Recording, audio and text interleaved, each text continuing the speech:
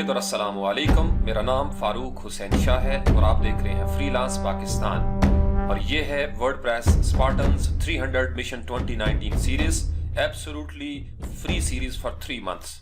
इसमें हम देखेंगे वर्डप्रेस के कोडेक्स को from scratch, theme development, plugin development, और हम कोशिश करेंगे कि हम उस स्टेज पे पहुंच जाएं कि थीम फॉरेस्ट जैसे प्लेटफॉर्म के ऊपर मेरे और आपके थीम जो हैं वो सेल होने के लिए पड़े हों और हम एक काबिल भरोसा डेवलपर बन सकें और लोग हमारे साथ रब्ता करें, रजू करें और ये कहें कि हाँ, ये जो स्पार्टन्स 300 सीरीज थी, इस ट्रेनिंग से गुजरने वाले लोग इस वक्त वर्डप्रेस के रिलायबल डेवलपर्स हैं। So without further ado, let's get started. Okay Spartans, task number 23। आप लोगों को इससे पहले एक ईमेल मिल चुकी होगी मेलचिम्प की तरफ से। उस ईमेल के हवाले से मैंने जो फोल्डर है वो क्रिएट करके वेबसाइट के साथ भी कनेक्ट कर दिया है। अगर आप यहाँ पे आए फ्रीलांस पाकिस्तान पे और फ्रीलांस पाकिस्तान का जो ये वाला लिंक है WP स्पार्टन्स 300, इसके ऊपर आप क्लिक करेंगे और इसके अंदर जो बटन एक बना हुआ है, मैंने आपको बताया था कि उस बटन के अंदर मुसलसल में चीज़ें जो है वो अपलोड करता रहूँगा। जैसे हमारा ट्यूटोरियल होगा उसके मुताबिक फाइल जो है वो यहाँ पे लगा दी जाएगी। अब इसके ऊपर अगर आप क्लिक करेंगे डाउनलोड वर्डप्रेस की फाइल्स, तो इसके अंदर पूरा फोल्डर है जिसके अंदर मैंने टेक्स्ट की फाइलें जो है वो .htxs, php.ini और इसी तरीके से WP config जो है वो अंग्रेजी जुबान में भी वहां पे मौजूद है। क्योंकि ईमेल जो मैंने की थी वो मैंने ज्यादातर उसमें उर्दू में लिखा, तो हो सकता है कि जो हिंदी रस्मुल खत में पढ़ने वाले हैं उनके लिए वो प्रॉब्लम हो। तो आप लोग यहाँ पे क्लिक करेंगे तो ये एक पूरा फोल्डर है जो डाउनलोड हो जाएगा, जिप फोल्डर। अब इस जिप फोल्डर के अंदर 4 फाइलें आपको नजर आएंगी। एक तो ये आपको PDF मिलेगी जो आपने पहले रिसीव कर ली है। उसके बाद इनके अंदर जो चीज़ें मैंने मेंशन की हैं वो सारी फाइलों का कोड, एग्जैक्ट फाइलों का कोड जो है वो उसके अंदर मौजूद है, लेकिन आपने उसी तरीके से उनको अपलोड नहीं कर देना, चूंकि मैंने उसके अंदर भी कहीं कहीं पे उर्दू में चीज़ें जो है वो मेंशन की हैं।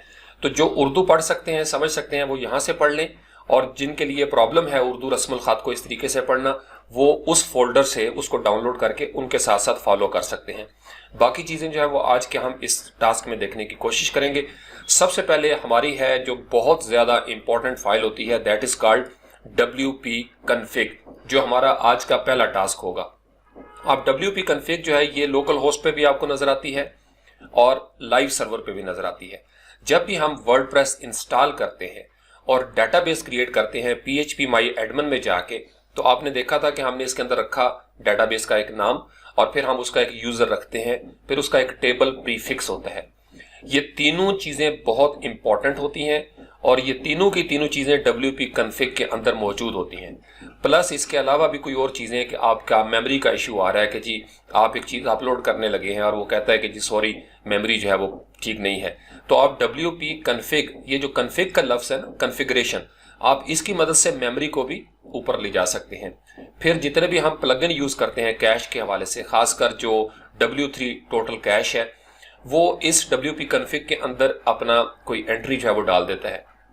तो ये कन्फिग्रेशन की फाइल होती है। अगर हम इसको डिलीट कर दें यहाँ से लोकल होस्ट पे या लाइव सर्वर से, तो आपका जो डेटाबेस होगा ये खत्म हो जाएगा, यानी आपकी साइट इज गॉन।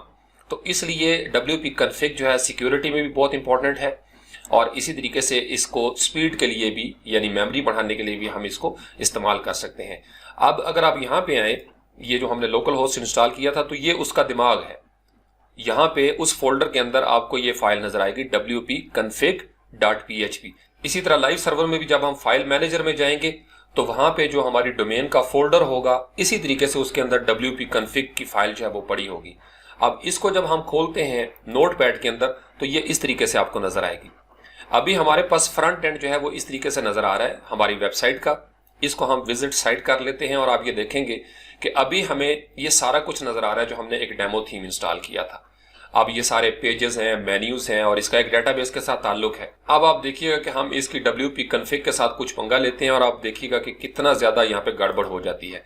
अब ये हमारी ओरिजिनल WP config है, इसको राइट क्लिक करके हम एडिट विद नोटपैड कर लेते हैं और यहाँ पे ये जो बेस कॉन्फ़िगरेशन फॉर वर्डप्रेस है ये नजर आ रहा है। सबसे पहले DB नेम, यानी डेटाबेस का नाम। अब अगर इस डेटाबेस के नाम को मैं यहां से कट कर लेता हूं, Ctrl X कर लेता हूं, अब ये याद रखिएगा कि इसको आपने और कुछ नहीं करना। आप अगर कट करेंगे यहीं पे हम इसको कर देंगे कंट्रोल सेव। इसका मतलब यह है कि वो हमारे पास क्लिपबोर्ड में वो डाटाबेस का नाम मौजूद है। अब हम आते हैं फ्रंट एंड पे और यहां से हम इसको करते हैं रिफ्रेश, क्योंकि मैंने इसको सेव किया। तो सबसे पहला एरर आपको नजर आएगा, error establishing a database connection. आपने अक्सर वेबसाइट के हवाले से जब कभी ऑनलाइन देखा हो, बहुत सारी जगहों पे आप क्लिक करके पहुंचे होंगे, तो ये एरर आपको नजर आएगा। अब सिर्फ एक लाइन ऑफ कोड हमने वहां से मिस किया, आपकी वेबसाइट डाउन होगी। आप इसको जितना मर्जी रिफ्रेश करेंगे आपकी वेबसाइट नहीं चल सकती। हम वापस जाएंगे और वो जो चीजें हमने कट की थी, अब ख्याल रखना है कि वो ये जो सिंगल कॉमास नजर आते हैं इसके अंदर आपने पेस्ट करना है। कंट्रोल वी, अब कंट्रोल एस करेंगे, हमने सेव किया, वापस आए फ्रंट एंड पे, इसको हम रिफ्रेश करेंगे, अगेन आपकी वेबसाइट जो है वो वापस आ जाएगी। रीजन कि आपने डेटाबेस को कनेक्ट कर दिया। यानी वर्डप्रेस को जब तक आप डेटाबेस के साथ नहीं जोड़ेंगे वर्डप्रेस नहीं चलेगा। PHP और MySQL जो है ये इसके लिए मस्ट होता है। इसी तरीके से आप इसके अंदर अगर कोई और पंगा भी लेना चाहें, यूजर को आप यहां से गायब करना चाहें, यूजर गायब हो जाएगा। पासवर्ड चूंकि लोकल होस्ट पे हमने नहीं दिया होता, लाइव सर्वर पे यहाँ पे कोई ना कोई पासवर्ड भी होता है। तो ये इंतहाई इंपॉर्टेंट चीजें होती हैं। यहां तक ये अगर आपकी विजिबल हो जाएं तो कोई भी बंदा जो है वो आपका PHP My Admin जो है वो एक्सेस कर सकता है, और जिसके पास डेटाबेस आ गया समझ ले कि वेबसाइट की एक्सेस जो है वो उसके पास चलेगी।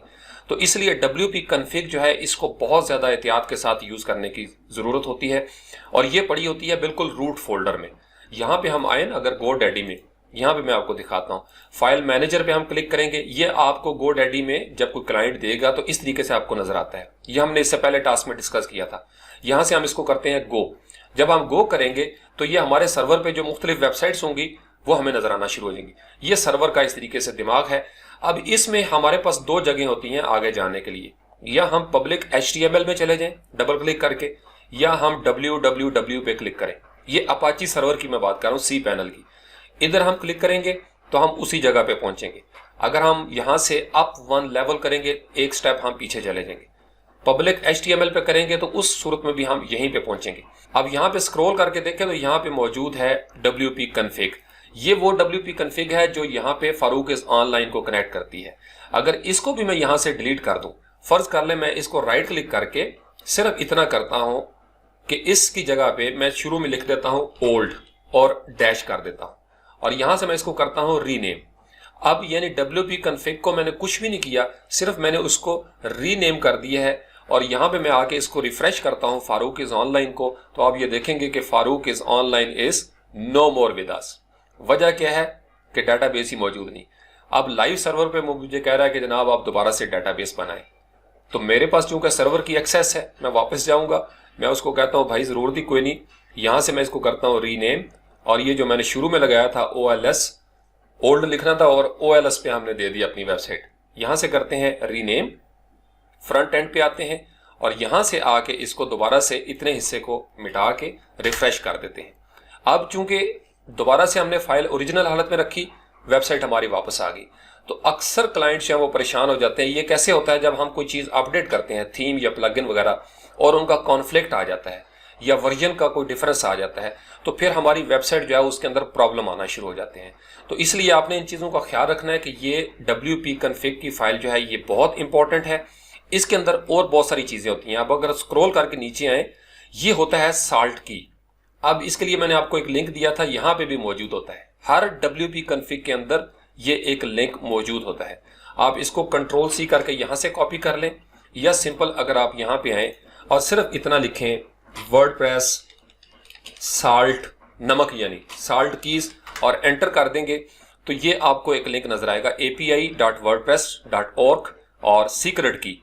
यहां से आप क्लिक करेंगे तो आप इस पेज के ऊपर पहुंच जाएंगे। इसको आप जितनी दफा रिफ्रेश करेंगे, आप यहां पे देखिएगा, अभी यहां पे UH नजर आ रहा है, मैं इसको रिफ्रेश करूंगा, यहां पे आप Z9 आ गया। ये रैंडम नंबर जो है ये आपका रिप्लेस करता है, यानी दुनिया में अगर लाखों लोग इसको यूज करेंगे तो ये लाखों मरतबा डिफरेंट इसका सीक्वेंस होगा।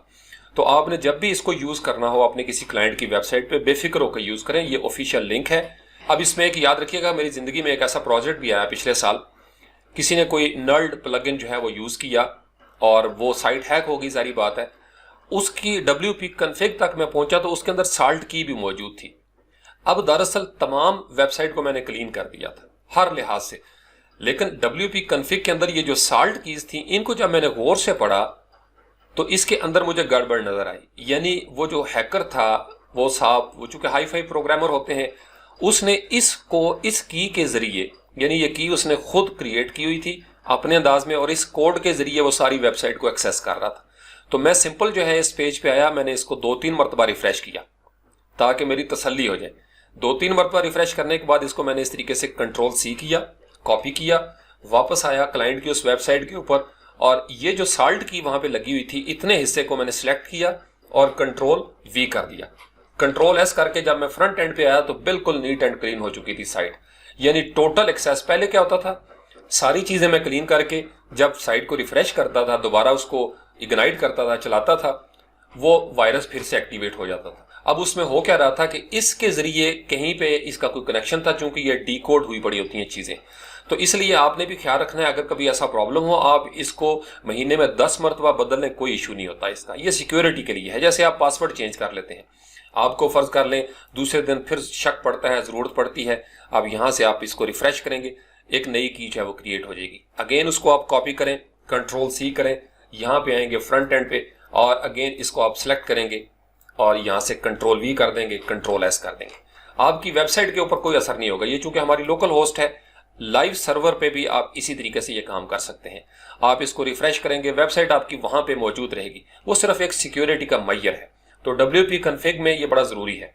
उसके बाद यहां पे अगर आप देखें तो एक हमारे पास होता है टेबल प्रीफिक्स। आपको याद है जब हमने बनाया था तो हमने लिखा था Spartans 300। नॉर्मली जो इसका बाय डिफॉल्ट होता है वो होता है WP_। आप यहां पे अगर आप इसको WP_ कर देंगे तो ये यहां पे चेंज हो जाएगा। अभी हमने इसको सेव नहीं किया, पहले मैं आपको इसका बैकएंड दिखा देता हूं। इसको आप ये देख सकते हैं कि टेबल प्रीफिक्स का क्या मतलब होता है, जो पहले आता है। हर एंट्री के शुरू में आपको वो लफ्ज लिखा हुआ नजर आएगा जो आप सेट करेंगे जब आपने डेटाबेस इंस्टॉल किया या आपने वर्डप्रेस इंस्टॉल किया। कमेंट्स है उसके शुरू में Spartans 300, यहां आखिर तक पूरी साइट में आपको यही नजर आएगा। ये भी सिक्योरिटी का मैयर होता है कि आप टेबल प्रीफिक्स जो है वो थोड़ा सा मुश्किल बनाते हैं ताकि हैकर्स जो है उनके लिए मुश्किलात पेश आ सके। रुकते कोई भी नहीं, मैंने आपको बताया था ये गेम चल रही है। आप अपनी तरफ से कोशिश करते हैं, वो अपनी तरफ से कोशिश करते हैं, और इसमें जो जीत जाता है वो कामयाब हो जाता है। अब यहां पे हमने WP दोबारा से कर दिया। अब मैं इसको करता हूं Ctrl+S करके यहां पे फ्रंट एंड पे मैं इसको रिफ्रेश करूंगा। अब मैंने टेबल प्रीफिक्स चेंज किया है, ये ख्याल रखिएगा। अब वो क्या कह रहा है कि आपका डेटाबेस इज गॉन। चूंकि अभी मैंने लोकल होस्ट से उसको किया, फर्ज कर ले मैं इसको कंटिन्यू करता हूं। अब वो कह रहा है कि जी आप अपना साइट का टाइटल दें, ये सारी चीजें जो है वो मुझसे दोबारा से मांग रहा है। तो ये छोटी छोटी चीजों का ख्याल रखिएगा। अब हम यहां पे दोबारा आए, क्योंकि जो हमने गड़बड़ की थी उसको अब हमने सही करना है। तो PHP हमारे सामने खुला हुआ है, ये हमने रखा था Spartans 300। तो हम दोबारा से यहां पे क्या करते हैं, Spartans 300 जो है वो लिख देते हैं, Ctrl+S करते हैं। Ctrl+S करने के बाद अभी हम आगे नहीं बढ़े, और यहां पे रहते हुए हम इसको इतने हिस्से को मिटा के दोबारा से इसको रिफ्रेश करते हैं, एंटर करते हैं। अब हमारी साइट जो है वो हमारे डेटाबेस के साथ दोबारा जुड़ जाएगी। चूंकि डेटाबेस का जो टेबल प्रीफिक्स है वो इस चीज को पहचान रहा है। लेकिन अगर हम फर्ज कर लें इसको दोबारा से WP ही करना चाहते हैं, हम चाहते हैं कि हमारा टेबल प्रीफिक्स चेंज हो जाए, तो उसके लिए ये हमने इस तरीके से WP_ किया, Ctrl+S कर दिया हमने, और यहां से हम इसको करेंगे दोबारा रिफ्रेश। अब हमने टेबल प्रीफिक्स चेंज कर दिया है। अब हम वर्डप्रेस की दोबारा सेटिंग करते हैं, यहां से हम करेंगे कंटिन्यू। बाकी चीजें हमने चेंज नहीं की। साइट टाइटल हमारा क्या है, वर्डप्रेस Spartans 300, बाकी चीजें हम उसी तरीके से रहने देते हैं। और उसके बाद अपना ईमेल जो है वो यहां पे देंगे। ईमेल देने के बाद ये लाइव सर्वर में बाज का ये मैसेज नहीं भी आता, यहां से हम इसको करेंगे इंस्टॉल वर्डप्रेस। अब हमने वर्डप्रेस को ऑलरेडी इंस्टॉल किया हुआ है, ये ख्याल रखिएगा। और यहां से भी करेंगे लॉगिन। अब यहां पे आए तो आपने देखा कि वो सारा एक डिफरेंट डेटाबेस जो है वो तैयार हो चुका है। अब इस तरीके से जब आपको नजर आ जाए, वापस आप WP कॉन्फ़िग के अंदर गए और यहां से हम इसको दोबारा से Ctrl+V कर देते हैं जो हमने कॉपी किया था, Ctrl+S करते हैं। अब हमने उसको उसी डेटाबेस के साथ जोड़ दिया। अगेन अब हम इसको रिफ्रेश करेंगे तो आप ये देखेंगे कि जब डेटाबेस हमारा पुराना हो गया तो उस डेटाबेस में हमारी सारी चीजें पड़ी हैं, तो अगेन ये हमारा थीम जो है वो वापस आ जाएगा। तो इसलिए आपको थोड़ा सा कॉन्फिडेंस हो जाता है जब आप इस तरह के पंगे जो है वो लेना शुरू कर देते हैं। बहुत सारे ऐसे प्लगइन भी हैं जो टेबल प्रीफिक्स को लाइव ऑन द फ्लाई जो है वो चेंज कर सकते हैं, उसके साथ ये प्रॉब्लम नहीं आती। अभी हम लोकल होस्ट में हैं। आप इसके लिए कोई प्लगइन जो है वो भी यूज करना चाहें कर सकते हैं, लेकिन मैंने आपको बताया था जो छोटे छोटे काम आप मैनुअली कर सकें उसके लिए प्लगइन इस्तेमाल ना करें। एक सूरत में प्लगइन इस्तेमाल करने की इजाजत होती है कि जब आपको क्लाइंट जो है वो एक्सेस ना देना चाहे किसी भी वजह से, तो फिर आप प्लगइन्स में आएंगे। बहुत सारे ऐसे प्लगइन्स हैं जो आपको सर्वर के साथ कनेक्ट कर देते हैं। यानी सिंपल आप यहाँ पे लिखें WP और कन्फिग और एंटर कर दें। आप ये समझ लें कि आप लाइव सर्वर पे हैं और ये बैकएंड आपको नजर आ रहा है। तो यहाँ पे वो प्लगइन बना हुआ है WP कन्फिग फाइल एडिटर, इसको आप इंस्टॉल कर लेंगे तो आप सर्वर के ऊपर रहते हुए WP कन्फिग जो है उसको इंस्टॉल कर सकते हैं। इसी तरीके से एक होता है जो फाइल मैनेजर होता है। अगर हम फाइल मैनेजर को यहाँ से इंस्टॉल कर लें तो फाइल मैनेजर दरअसल यहाँ से रहते हुए आपके पूरे सर्वर के साथ कनेक्ट हो जाता है। अब इसमें यह है फाइल मैनेजर और ये एडवांस फाइल मैनेजर है, दोनों आप चेक करके देख सकते हैं। ये क्या करेगा कि provides you ability to edit, delete, upload, download, copy and paste files and folders. तो जितनी भी फाइल्स और फोल्डर्स होंगे यहाँ पे रहते हुए आप उनको कनेक्ट कर सकते हैं, एडिट कर सकते हैं, डिलीट कर सकते हैं।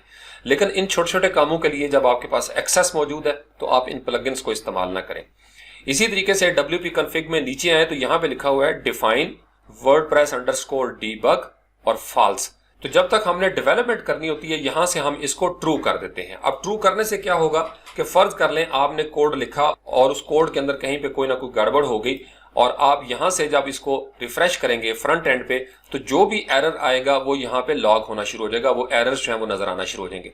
यानी किसी भी किस्म का अभी तो इसके अंदर कोई प्रॉब्लम नहीं, लेकिन अगर थीम के अंदर कोई प्रॉब्लम आ जाए तो आप इसको इजीली डीबग कर सकते हैं। इसके लिए लफ्ज यूज करते हैं डीबग, यानी ये डेवलपर जो है वो इसको नॉर्मली ऑन करके रखते हैं और जब आपने साइट को लाइव करना है लाइव सर्वर पे आप अगेन इसको यहां से फॉल्स कर दें, क्योंकि बहुत सारे प्रॉब्लम आते हैं। जैसे यहाँ पे अक्सर लिखा हुआ आ जाएगा कि लाइन फलां पे फलां एरर आ गया या फलां जगह पे फलां गड़बड़ हो गई है, तो उसके लिए फिर हम यहाँ से उसको पढ़ते हैं और फिर उसको डीबग करते हैं। तो अभी मैंने इसको जानबूझ के चूंकि नहीं छेड़ा हुआ था, ये जब हम कोडिंग की दुनिया में आएंगे तो आप देखेंगे बहुत सारे एरर्स हमारे आएंगे कोडिंग करते हुए, तो उसके लिए फिर हमें ये ऑन करके रखना पड़ता है। आप सिर्फ इतना याद रखें कि इसको हमने ट्रू करना होता है। तो फिलहाल जो डिफॉल्ट इसकी वैल्यू होती है वो होती है फॉल्स, तो हम इसको फॉल्स ही रहने देते हैं। ये है बाकी नीचे जो डिफॉल्ट वैल्यूज हैं। आपको जो मैंने सेंड किया है वो मैं आपको दिखा देता हूं।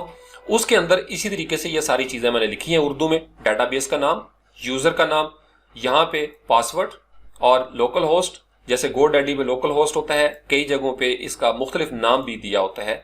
जो वर्डप्रेस का डेटाबेस होस्ट होता है यानी जो आपका सर्वर है, इसी तरीके से ये UTF है, इसको आप इसी तरीके से रहने दें। ये अगेन साल्ट कीज है, इसका तरीका मैंने आपको बता दिया। यहाँ पे प्रीफिक्स है जो आप देना चाहें और उसके बाद डीबग ट्रू कर दिया हमने। ये जो चीज़ है कि अगर आप फर्ज कर लें ट्रू भी करना चाहते हैं, क्लाइंट की साइट पे आप काम कर रहे हैं, साइट लाइव है और आप ये चाहते हैं कि वो जो एरर्स हैं वो डिस्प्ले ना हो, तो फिर आप इसको यहाँ से फॉल्स कर दें। अब उसका क्या होगा कि ये आपको फ्रंट एंड पे नजर नहीं आएगी, बैक एंड पे यानी सिर्फ एडमिनिस्ट्रेटर को नजर आएंगे। तो ये कोड जो है ये आप लिखेंगे, ये भी मैंने आपको सेंड किया है उस फोल्डर के अंदर। इसी तरीके से अगर आप ये चाहें कि ऑटो अपडेट हो जाए, ये जो वर्डप्रेस की कोर है जैसे 4.9.9 आया हुआ है और जब 5 आएगा तो ये ऑटोमेटिकली अपलोड हो जाए और अपडेट हो जाए, तो फिर हम इसको यहाँ से कॉपी करेंगे Ctrl+C इस फाइल में से। अब ये हमारी ओरिजिनल फाइल है जो हमारी लोकल होस्ट में है या जो लाइव सर्वर पे है। तो यहाँ पे सेमीकोलन के बाद आप एंटर कर देंगे और यहाँ पे आप Ctrl+V कर देंगे, Ctrl+S कर देंगे। अब जब भी वर्डप्रेस 5 होगी ये ऑटोमेटिकली अपडेट हो जाएगा। उसके बाद यहाँ पे है डिफाइन वर्डप्रेस मेमोरी लिमिट 256। आप इसको 256 की जगह पे 628 भी कर सकते हैं मेगाबाइट। इससे क्या होगा कि अगर आपको रेवोल्यूशन स्लाइडर पे या कोई भी चीजें काम करते हुए प्रॉब्लम आता है, कोई चीज क्लाइंट कहता है कि ये मेरी 200 मेगाबाइट की वीडियो है और लाजमी बात है उसमें टाइम का प्रॉब्लम आ जाएगा, तो फिर आप इसको यूज कर सकते हैं। ये एक छोटा सा ट्रिक है। यहां से आप इसको Ctrl+V करेंगे तो मेमोरी जो है वो 628 मेगाबाइट जो है वो हो जाएगी। इसी तरीके से उसके बाद हमारे पास क्या है, डिसअलाउ फाइल एडिट। ये सिक्योरिटी के लिए बहुत जरूरी है। अगर आप चाहें कि मैं किसी को भी फाइल एडिट करने की इजाजत नहीं देना चाहता, इसको Ctrl+C करें, यहां पे एंटर करेंगे, Ctrl+V कर देंगे। इसी तरीके से ये जो 2 लाइनें हैं कोड की, ये आपने फंक्शंस के अंदर इस्तेमाल करनी है। WP कन्फिग के अंदर देने की जरूरत नहीं। WP कन्फिग में आप सिर्फ ये वाला इस्तेमाल करेंगे, ऑटो अपडेट कोर ट्रू या फॉल्स। अगर आप यहाँ पे आए वर्डप्रेस की अपनी साइट के ऊपर, ये जो लिंक है कॉन्फ़िगरिंग ऑटोमेटिक बैकग्राउंड अपडेट्स, तो यहाँ पे आप देखेंगे पूरी डिटेल दी हुई है। अगर आपने इस तरीके से करना है तो आप ये कर दें डिफाइन, और अगर आप ये करना चाहते हैं कॉन्फ़िगर कोर अपडेट्स तो ये कॉपी कर लें। यानी आपने कोडेक्स के अंदर घुसना है और यहाँ से आप कॉपी पेस्ट कर सकते हैं। इसी तरीके से अगर आपने तमाम अपडेट्स को विया फिल्टर जो है वो डिसेबल करना है तो आप इसको यूज करेंगे। फिर नीचे देख लें to specifically enable them individually for disabling use false, कि अगर आप फर्ज कर लें इसको एनेबल करना चाहते हैं वन बाय वन, तो यहां से आप इसको ट्रू, रिटर्न ट्रू की जगह पे रिटर्न फॉल्स कर दें। इसी तरीके से यहां पे भी उन्होंने तरीकाकार दिया है रिटर्न फॉल्स। तो इसी तरीके से ये प्लगइन एंड थीम अपडेट्स विया फिल्टर, फिर फिल्टर का उन्होंने तरीका भी बताया है कि आपने इस तरीके से फंक्शन क्रिएट करना है और ये वो फिल्टर है जो आपने ऐड करना है। फिल्टर क्या होता है, एक्शंस क्या होते हैं, ये हम इंशाल्लाह ताला आने वाले वक्तों में इसको जरूर देखेंगे। आप ये समझ लें कि ये कुंडियां डाली जाती हैं। वर्डप्रेस जब कोई चीज कम्युनिकेट करता है, यानी आप में किसी ने कमेंट किया किसी पोस्ट के ऊपर और इससे पहले कि वो कमेंट जो है वो उड़ के डेटाबेस में पहुंचे, तो मैं दरमियान में बैठ जाता हूं नाका लगा के, और मैं उसको जनाब चेक करता हूं कि कहीं कोई लफ्ज है उसमें एरा गैरा तो इस्तेमाल नहीं हुआ। तो वो हम फिल्ट्रेशन करते हैं। फिल्ट्रेशन प्लांट जैसे होता है कि पानी डैम से निकल के आपके घर तक जब आता है तो दरमियान में आपने फिल्ट्रेशन प्लांट लगाया होता है जो उसको क्या करता है, वो छानता है। चाय जैसे आप डालते हैं और वो पानी के साथ, तो वो फिल्टर होता है। फिल्टर क्या करता है कि वो इंफॉर्मेशन को, डाटा को फिल्टर करता है और फिर आपके पास वो चीजें पहुंचती हैं जो आप चाहते हैं। इसी तरीके से एक्शन क्या होता है, जब कोई एक्शन होता है, आप ये चाहते हैं कि कोई चीज जब आ रही हो आप उसका हुलिया ही बदल दें, यानी कौवा उड़ता हुआ आया और आपने उसको कबूतर में बदल दिया जादू के साथ, ये एक्शन हुक होती है। ये हुक्स होती हैं, कुंडियां, फिल्टर हुक्स और एक्शन हुक्स। ये आने वाले वक्तों में हम इंशाल्लाह ताला इसके ऊपर बात करेंगे। फिलहाल आप WP कॉन्फ़िग के ऊपर स्ट्रेस रखें। तो अब हमारे पास ये इस तरह की 4 चीजें हो गई। कंट्रोल S किया, फ्रंट एंड पे आके आप जरूर देखें कि कहीं कोई गड़बड़ तो नहीं हमने कर दी, और यहां से हम इसको करेंगे रिफ्रेश, और ये जो 4 लाइनों का कोड हमने दिया था, अब हम देखेंगे कि हमारी साइट अभी तक ठीक चल रही है। इसी तरीके से ये जो डिसअलाउ फाइल एडिट का है, अगर आप इसके बारे में मजीद पढ़ना चाहें तो आप सिंपल यहां से कंट्रोल C करें, वापस आए, बार बार आपको वर्डप्रेस कोडर की जरूरत पड़ेगी, यहाँ पे कंट्रोल V कर दें और इसके आगे शुरू में लिख दें वर्डप्रेस और एंटर कर देंगे। तो आप ये देखें आपका पूरा टॉपिक है एडिटिंग वर्डप्रेस कॉन्फ़िग, और ये वर्डप्रेस कोडेक्स के अंदर आपको ले जाएगा। कभी आपको टाइम मिले तो इसकी आदत डालें इसको पढ़ने के लिए। ये सारी चीजें उसमें मेंशन की हुई हैं जो अभी हम डिस्कस कर रहे थे। फिर डेटाबेस कैसे करना है, किस तरीके से यहाँ पे क्या चीज आएगी, और इसी तरीके से ये डेटाबेस का पूरा उन्होंने प्रोसेस दिया। कंट्रोल V करके यहाँ पे अगर हम सिर्फ एडिट यहाँ पे सर्च करते हैं और उसके बाद मैं एंटर करता जाता हूँ, तो हम पहुंच जाएंगे उस लाइन ऑफ कोड पे जिसके बारे में अभी हम डिस्कस कर रहे हैं। अब यहाँ पे देखें तो लिखा हुआ है define auto save interval. Post जो है वो ऑटोमेटिकली सेव होती है। बहुत सारी चीजें अब उन्होंने बिल्ट इन कर दी हैं। अगर आप ये चाहें कि ऑटो सेव होना शुरू हो जाए, आप कुछ लिख रहे हैं बैकएंड पे, क्लाइंट को आप देना चाहते हैं, आप इस लाइन को यहां से कॉपी करेंगे, कंट्रोल C, वापस आएंगे और यहां से आप इसको कंट्रोल V कर देंगे। तो 160 सेकंड के बाद ऑटोमेटिकली आपकी पोस्ट जो है वो ऑटो सेव हो जाएगी। आप इसको 60 करना चाहते हैं, आप इसको 20 करना चाहते हैं, तो वो रिफ्रेश होगी, वो सेव होना शुरू हो जाएगी, ताकि अगर कोई बिजली चली जाए या कोई प्रॉब्लम आ जाए तो आपका डाटा जो है वो सेफ रहे। वर्डप्रेस पोस्ट रिवीजन्स, अगर आप ये चाहें कि रिवीजन्स जो है वो वहां पे स्टोर ना हो तो कंट्रोल C करें, इसको वापस आ जाएं यहां पे और कंट्रोल V कर दें। ये ख्याल रखिएगा कि आपने अपनी अपनी लाइनों पे इसको लिखना है।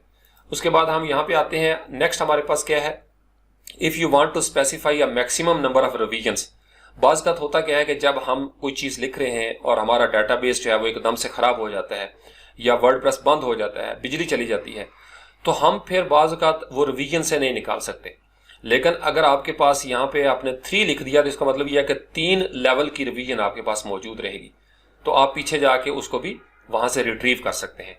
तो अगर हम इसको कंट्रोल C करें और वापस आते हैं और इसको फॉल्स की बजाय इसको सिलेक्ट करते हैं और इसकी जगह पे हम लगा देते हैं कंट्रोल V, तो अब इसका मतलब यह है कि 3 रिवीजन्स की यहाँ पे गुंजाइश होगी, या स्टोर कर सकते हैं। इसी तरीके से अगर आपने डोमेन की कुकीज को सेट करना है तो यहाँ पे आप इसको कॉपी करेंगे इस तरीके से, कंट्रोल C, वापस आएंगे और यहाँ पे आप लिखेंगे कंट्रोल V, और ये जो www है इसके आगे आप अपनी साइट का नाम लिखेंगे, तो ये आपकी कुकीज जो है वो सेव होना शुरू हो जाएंगी। तो अभी हमें इसकी जरूरत नहीं, क्योंकि हम लोकल होस्ट पे हैं। ज़्यादा इसके साथ हमें करने की भी ज़रूरत नहीं होती, बहुत सारी चीज़ें जो हैं वो अब वर्डप्रेस के अपने अंदर शामिल हो गई हैं।